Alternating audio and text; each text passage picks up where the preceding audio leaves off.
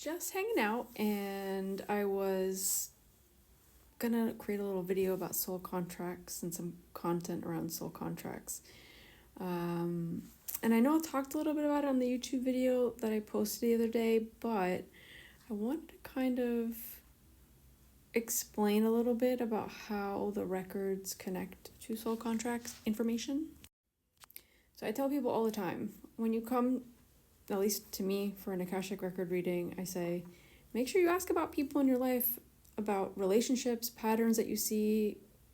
It's a great kind of place to ask these questions and to understand things at a deeper level. So soul contracts can be seen really clearly through an Akashic record reading, through your Akashic records. Either you open your own or somebody opens your records.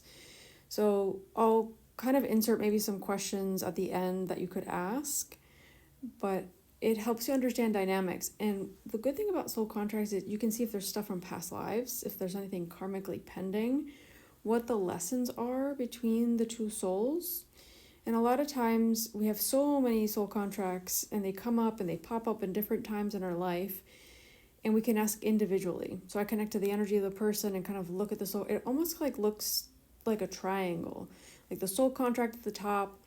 On the left, I can see the person that's coming to me, and on the right, the other person, and how all of that relates and it connects, and all the information in the middle.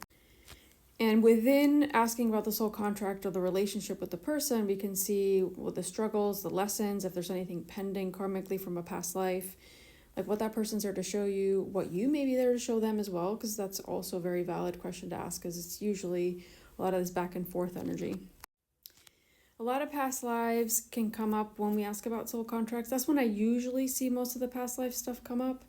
There's so many connections, and a lot of our souls experience things with the same soul in other lives. It doesn't have to be like the last past life, but it could be past lives. And I tend to find that when there's really difficult struggles with a relationship, I tend, not always, but I tend to see that there's karmic pending things that weren't resolved from a past life with that soul, the two souls together. And the information that comes through a lot of times can help you really understand the relationship you're having with that person today in the present moment. And always keeping in mind that a soul contract is something that's defined, confirmed, almost like sealed before we even physically come into this realm, right? It's two souls agreeing to come and teach each other things, or to make sure they resolve something that they couldn't in a past life, and they're going to help each other see things. And a lot of times these soul contracts are not easy. Some are super fluid and they're easy, and some aren't. So just kind of like a reminder that this is a really good kind of container to ask about relationships and within the context of soul contracts. The important things to really understand that the soul contracts we have, the people we meet, the people that show up in our life really are just there to help us grow, evolve, expand, heal things. They're always mirrors to things.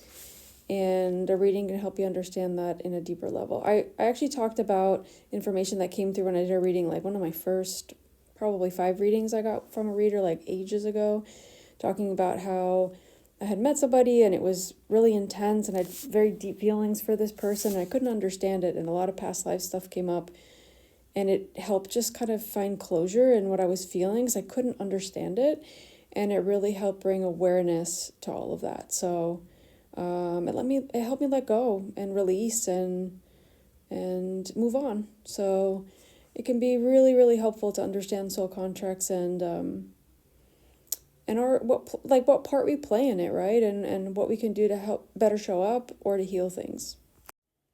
So a question you could ask within an Akashic record reading is like, this person that I met, what is my soul contract with them? And always going deeper, right? I would say just keep going deeper with the questions. What are they there to show me? What are the lessons? Are there things that I have pending from a past life? Are they there to help teach me something? Am I there to help teach them something? Is there anything I'm not seeing to better show up for this person or for myself? Because you could even ask about the relationship to yourself and your own soul contract in this life, in this incarnation. Really, the questions are endless. You can ask anything you want. And basically, I would say be very specific with questions in the records, because the more specific you ask, the more specific the answer you'll get, and the more you'll understand it at a deeper level. And keep asking questions. Go deeper, deeper. Like I always say, be like almost like a detective within your own dynamics and life and struggles and issues that are coming up. It really helps you understand yourself, what you're going through, and how to better get through things, right? And a lot of times is that we have to see something, that we have to be more aware of something. Sometimes we need to release things. Sometimes we have to let go of things. Sometimes we need to mourn things. Like, it depends, right? So yeah, just wanted to quickly pop on here and say that, because I think soul contracts sound so mystical sometimes, but in the records it's a pretty good place to understand our relationships, and obviously definitely ask about yourself and your own soul contract and your own lessons. That would be number one on my list. So any questions you guys have, just let me know. Put any comments and I'll be happy to create any other videos around this.